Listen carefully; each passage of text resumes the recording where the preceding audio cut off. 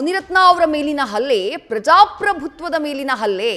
ಡಿಕೆಶಿ ವಿರುದ್ಧ ವಿಪಕ್ಷ ನಾಯಕ ಆರ್ ಅಶೋಕ್ ಆಕ್ರೋಶ ವ್ಯಕ್ತಪಡಿಸಿರುವ ರೀತಿ ಇದೆ. ಸರ್ಕಾರಿ ಕಾರ್ಯಕ್ರಮದಲ್ಲಿ ಎಂಪಿ ಎಂಎಲ್ಎಗೆ ಅವಮಾನ ಮಾಡುವಂತಹ ಕೆಲಸ ಆಗಿದೆ. ಎಂಪಿ ಎಂಎಲ್ಎನ ಕರೆಯಬೇಕಾಗಿತ್ತು ಪ್ರೋಟೋಕಾಲ್ ಪ್ರಕಾರ, ಆದರೆ ಆಹ್ವಾನವನ್ನೇ ಕೊಡದೆ ಅವಮಾನಿಸಿದ್ದಾರೆ ಅಂತ ಹೇಳಿ ವಿಪಕ್ಷ ನಾಯಕ ಆರ್ ಅಶೋಕ್ ವಾಗ್ದಾಳಿ ಮಾಡಿದ್ದಾರೆ. ಶಾಸಕರಿಗೆ ಗೌರವ ಕೊಡದೆ ಹಲ್ಲೆ ಮಾಡುವ ಪ್ರಯತ್ನ ಆಗಿದೆ. ಇದು ಕಾಂಗ್ರೆಸ್ನ ಗೂಂಡಾಗಿರಿ.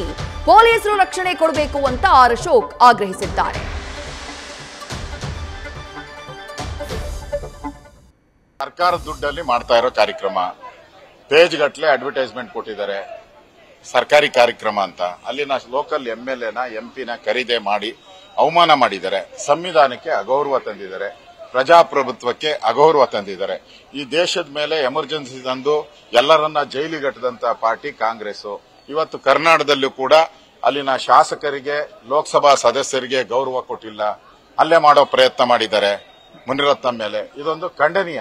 ಇದು ಕಾಂಗ್ರೆಸ್ಸಿನ ಸಂಸ್ಕೃತಿಯನ್ನ ತೋರಿಸುತ್ತೆ. ಕಾಂಗ್ರೆಸ್ಸಿನ ಗೂಂಡಾಗಿರಿ, ಮೊದಲಿಂದನೂ ಅವರು ಗೂಂಡಾಗಿರಿ ಮಾಡ್ಕೊಂಡೇ ಬಂದವರು.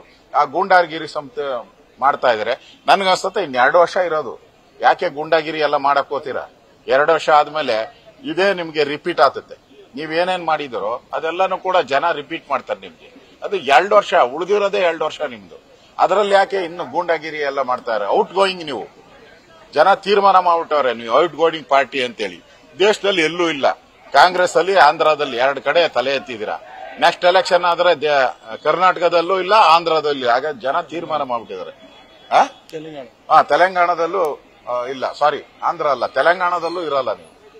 ಅದರಿಂದ Congress out going party, Congress ಮುಕ್ತ ಭಾರತ ಮಾಡೋದೇ ನಮ್ಮ ಅಜೆಂಡಾ. ನಾವು ಬೆಂಬಲ ಮಾಡ್ತಾ ಇದ್ದೀರಿ. ಮುನಿರತ್ನ ಮೇಲೆ ಆಗಿರುವಂತ ಹಲ್ಲೆ, ಇದು ಪ್ರಜಾಪ್ರಭುತ್ವದ ಮೇಲೆ ಆಗಿರೋ ಹಲ್ಲೆ. ಈಗ ಮುನಿರತ್ನಂ ಅವರಿಗೆ ನಾವು ಬೆಂಬಲವನ್ನ ಕೊಡ್ತೀರಿ. ಪೊಲೀಸರು ಅವರಿಗೆ ಕೂಡಲೇ ರಕ್ಷಣೆಯನ್ನ ಕೊಡಬೇಕು ಅಂತೇಳಿ ನಾನು ವಿರೋಧ ಪಕ್ಷದ ನಾಯಕನ ಆಗಿ ಆಗ್ರಹವನ್ನ ನಾನು ಮಾಡ್ತಾ ಇದ್ದೀನಿ.